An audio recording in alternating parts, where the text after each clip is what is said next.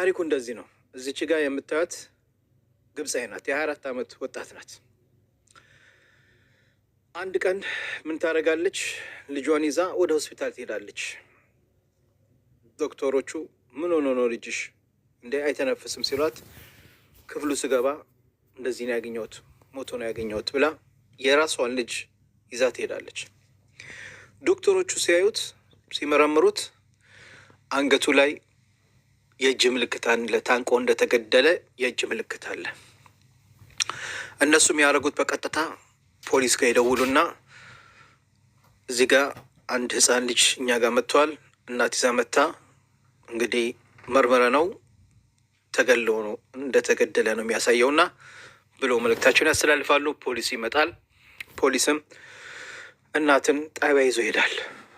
ልጁ ዶክተሮቹ እንደመረመሩት ከሆነ ታንቆ ነው የተገደለው ሲሏት፣ እኔ ማውቀው ነገር የለም ማታ ላይ ስገባ ላየው ተኝቷል፣ አልተኛም ብዬ ቼክ ሳደርገው እንደዚህ ነው ያገኘሁት። ከዛ አንስቼው ቀጥታ ወደ ሆስፒታል ይዤ ሄድኩት። አይ ማን ነበር ቤት ውስጥ ትባላለች። ማንም አልነበረም። ባልሽ የት አለ? ባሌ እንግዲህ ከተጋባም በኋላ እኔን እናትና አባቱ ጋር እህቶች 2 እህቶች አሉት፣ ወንድሞች አሉት። እነሱ አንድ ቤት ውስጥ ነው አብረው የሚኖሩት። ከእነሱ ጋር እዛ ጥሎኝ ሳውዲ አረቢያ ሄደ። እዛም ከሄደ በኋላ ፋርማሲ ውስጥ ተቀጥሮ ባሌ ይሰራ ነበረ ትላለች። አብረን እየኖርን እንግዲህ ከቤተሰቦቹ ከባለቤቷ ቤተሰቦች ጋር አብራ እየኖረች አትስማማም ነበረ። ሁሉም እሷን እንደ ጠላት ነበር የሚያያት። እንግዲህ ከእህቶቹ ጋር ትጣላ ነበር፣ ከእህቶቹ ባል ጋር ትጣላ ነበር። ሁሉም ይጠሏት ነበር። ማንን? እሷን። ባል በደወለ ቁጥር ሚስት አንቺ ለምንድን ነው ከእህቴ ጋር የምትጣዩ? አንቺ ለምንድን ነው እንደዚህ የምታደርጊው? አንቺ ምን ሆነች ነው እያለ ሁሌ ጫናው እሷ ላይ ነው። ከዛ እንደገና ሲደውል ሚስትህን እኮ ከሌላ ጋር አገኛት፣ እሷ ከአንተ ጋር እያለች ባለትዳር ሁና ከሌላ ጋር ታጋልጣ ትገንትን ትላለች ምናምን እያሉ እንግዲህ በመጨረሻም ባል አልፈልግሽም ሲበዛበት ከቤተሰቦቹም ጋር ሲጨቃጨቅ ከእነሷ ጋር ሲጨቃጨቅ አልፈልግሽም ይላታል። አልፈለገሽም ካላት በኋላ ልጇን ይዛ እንግዲህ ብቻዋን መኖር ትጀምራለች። ብቻዋን መኖር እየጀመረች እንግዲህ ልጇንም አንዳንድ እየወሰዱ ያዩት ነበር። ከዛም ይሄን ነገር ትናገራለች ለፖሊሱ። ፖሊሱ ምን ይላል? አይ ቤት ውስጥ ባልሽ ካልገባ አንቺ ብቻሽን ከኖርሽ ይሄ በቃ ገዳዩ አንቺ ነሽ ይላሉ። ያው አንዳንድ ነገርም ምርመራው ላይ ይገኛል፣ እሷ መሆኗን ይታወቃል።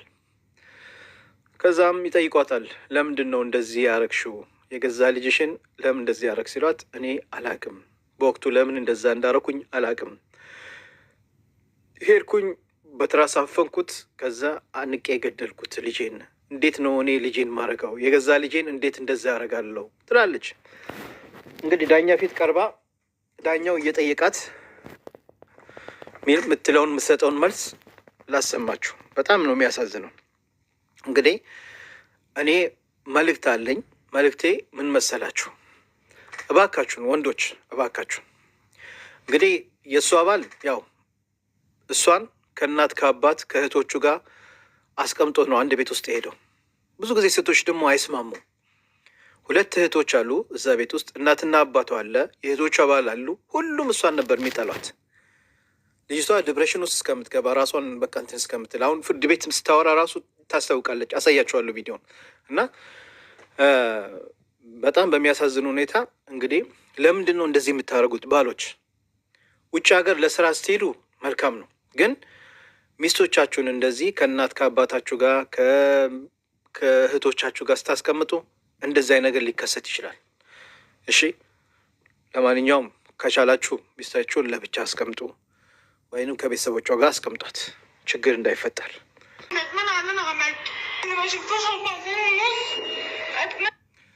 እሷ እንግዲህ አሁን ፍርድ ቤት ዳኛው ጋር ቆርባ እንዴት ነው ልጄን ምገለው?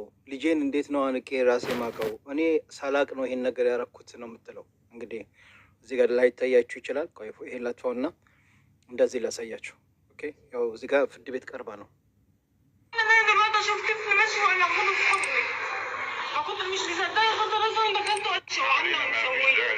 አሁን በዚህ ሰዓት ላይ ልጄን እንደዚህ እየሄደ ባየው እቅፍ አርግቼ ሆዴው እንደዚህ እቅፍ አድርገው ነበር ውስጤ። እንዴት እገለዋለሁ ልጄን ነው የምትለው።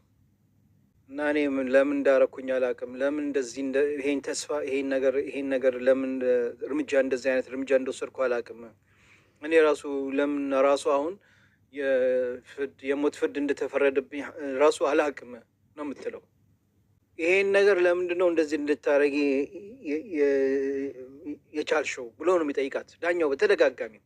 مش عارفة يساتر رئيس እኔ ለምን እንደዚህ እንዳረኩ አላውቅም ነው የምትለው ፍርድ ቤት።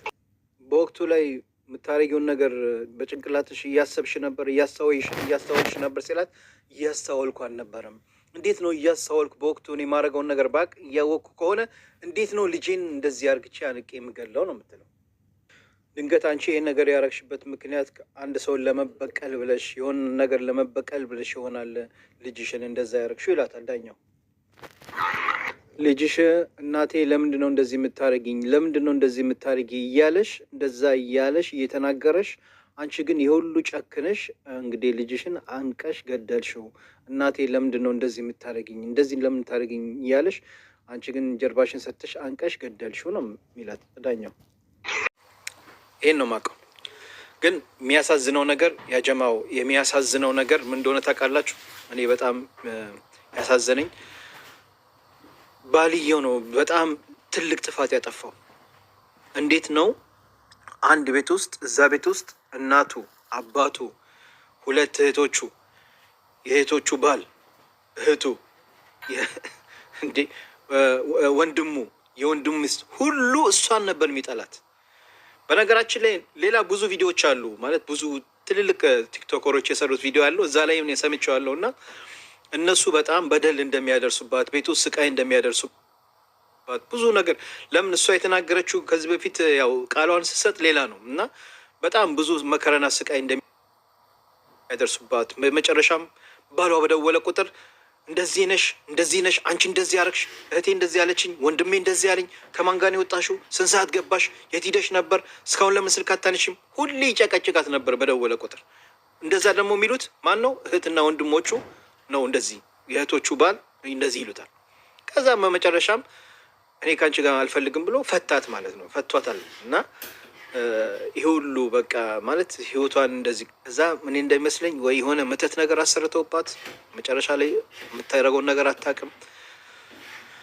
አላሁ አለም፣ የውስጧን አላህ ነው የሚያውቀው። እንግዲህ እዚች ጋር ይሄ ነገር ሳልፈልግ ነው ያረኩት እያወቅኩ አይደለም እያለች ነው። እናንተ ምን ትላላችሁ? እኔ አላሁ አለም ነው የምለው። ለምን እንደዚህ እንዳደረገች እናት በልጇ ላይ ትጨክናለች ብዬ አላስብም። እዛ ጋር ስትናገር ነበር። እኔ አሁን ባየው ልጄን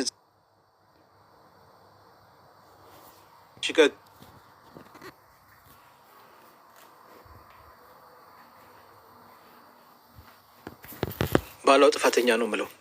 እባካችሁን ሚስቶቻችሁን ይሄን ታሪክ ያመጣሁት ወንዶች እንደው ለስራ ሳውዲ አረቢያ፣ ዱባይ ለመሄድ ከፈለጋችሁ እባካችሁን ሚስቶቻችሁን ከእናትና ከአባት ከእህቶቻችሁ ጋር አንድ ቤት ውስጥ ጥላችሁ አትሄዱ።